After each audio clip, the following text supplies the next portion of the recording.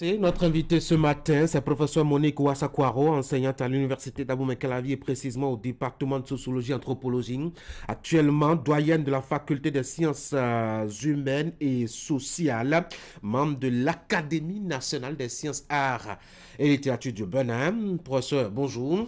Bonjour, monsieur le journaliste. Vous êtes footeuse? Ah non, du tout pas, mais je supporte les footballeurs. Ah d'accord, très bien. Merci beaucoup d'être sur Actu Matin ce matin.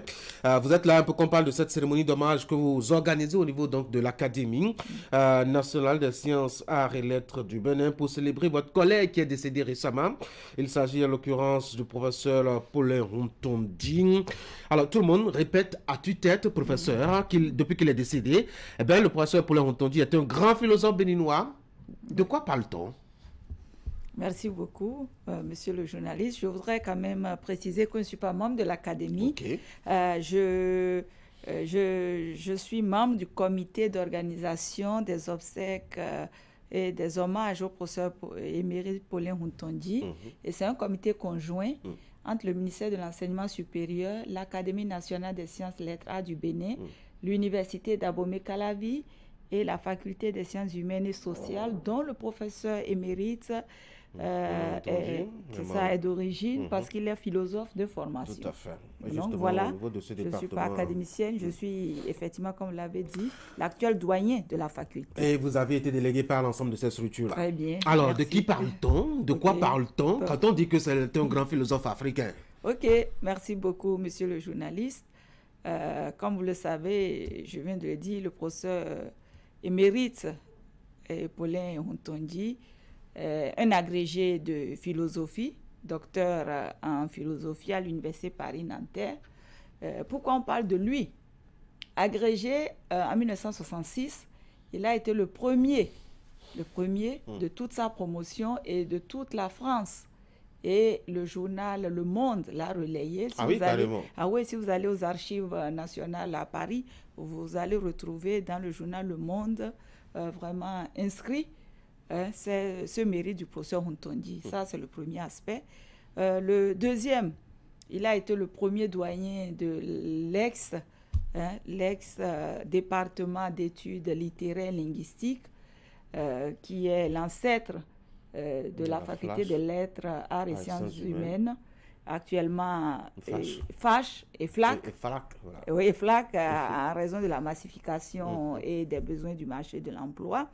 Il est le fondateur du département de philosophie, mais avant, il a nommé département de psychologie, philosophie et sociologie.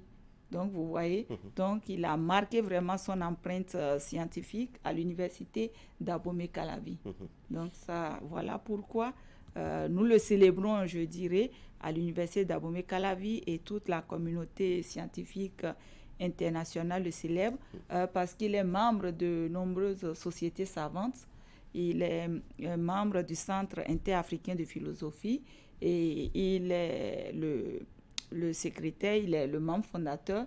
Et puis il a créé un laboratoire, le Centre africain de hautes études, ici à Porto-Novo. Et actuellement, avant même son décès, il était membre de l'Académie nationale des sciences, lettres et arts du Bénin. Il est aussi membre de l'Académie des académies africaines. Donc voilà. Et un peu son parcours.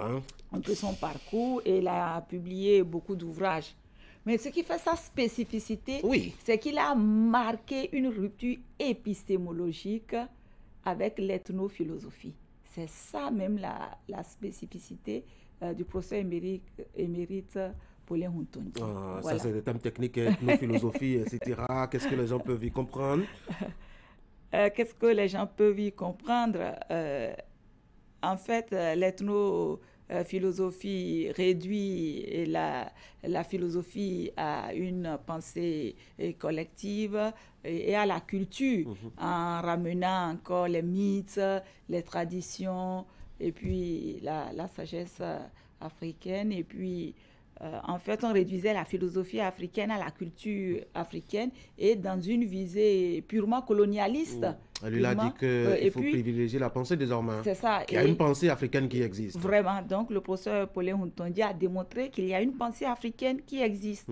Donc, on ne peut la réduire à une ethnophilosophie. Oui, mais professeur, dans un contexte de plus en plus matériel, comme on le sait, où les gens sont plus enclins à célébrer ceux qui ont parfois créé des choses, qui ont amélioré leurs conditions de façon plus pratique, de façon plus concrète.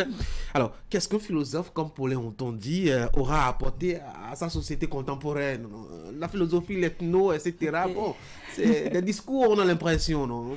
Ok, merci beaucoup. Des discours, non. Paulin Hontondi, je vous ai dit, c'est un professeur émérite.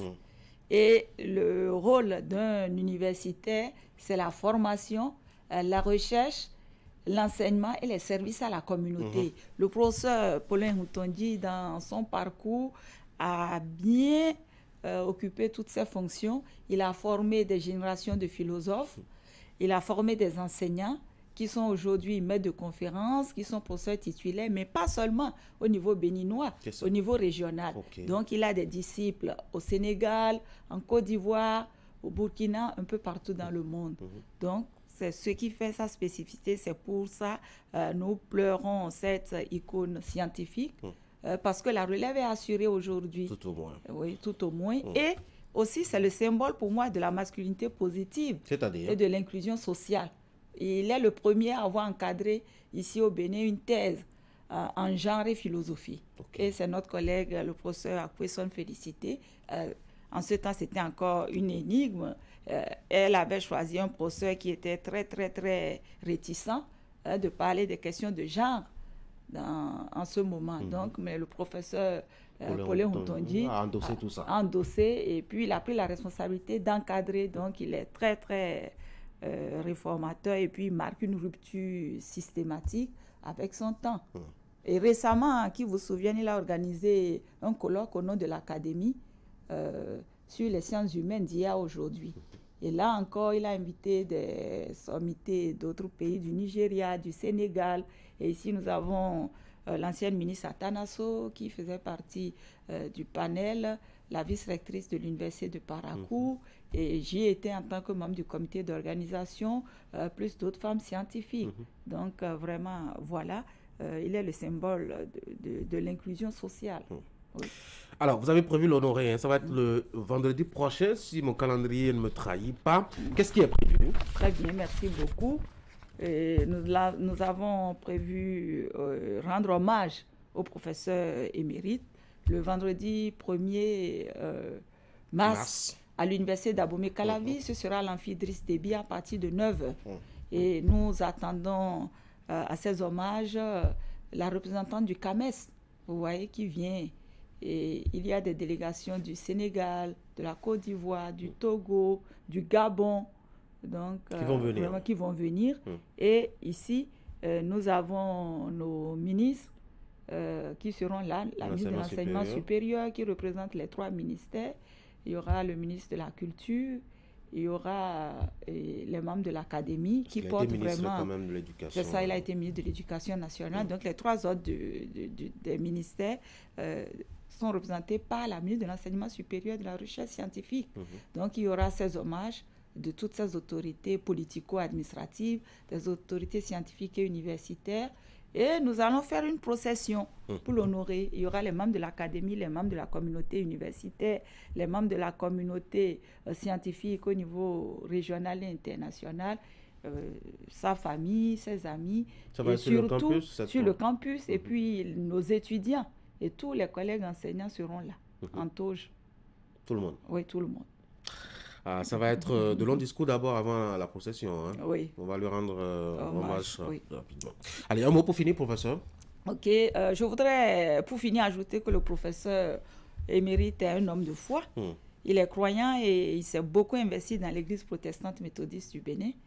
Et je voudrais remercier toutes les autorités politico-administratives, la presse qui nous a beaucoup aidés dans la communication grand public, et les collègues enseignants, les autorités rectorales, l'Académie nationale des lettres, arts et sciences humaines, la famille du professeur qui n'a ménagé aucun effort pour nous fournir toutes les informations sur sa biographie, et nos étudiants qui sont à nos côtés. Donc, je voudrais présenter mes condoléances officielles au nom de la faculté des sciences humaines et sociales de l'université d'Abomey-Calavi, à toute la communauté universitaire et à la famille nucléaire élargie du professeur émérite et surtout à sa famille professionnelle, l'Académie nationale des sciences, lettres et arts du Bénin.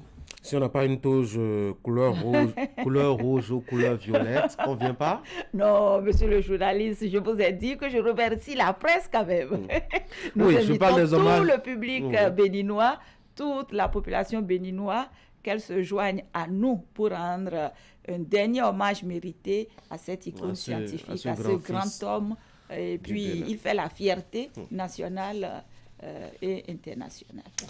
Professeur Monique Ouassakwaro, enseignante à l'université d'Abomey-Calavi, au département de sociologie et anthropologie, actuellement doyen de la faculté des sciences humaines et sociales. Merci d'être venu sur l'Actu Matin. Merci, monsieur le Bonne journaliste. journée. Merci. Bonne journée à vous. Mesdames et messieurs, on va marquer maintenant la pause.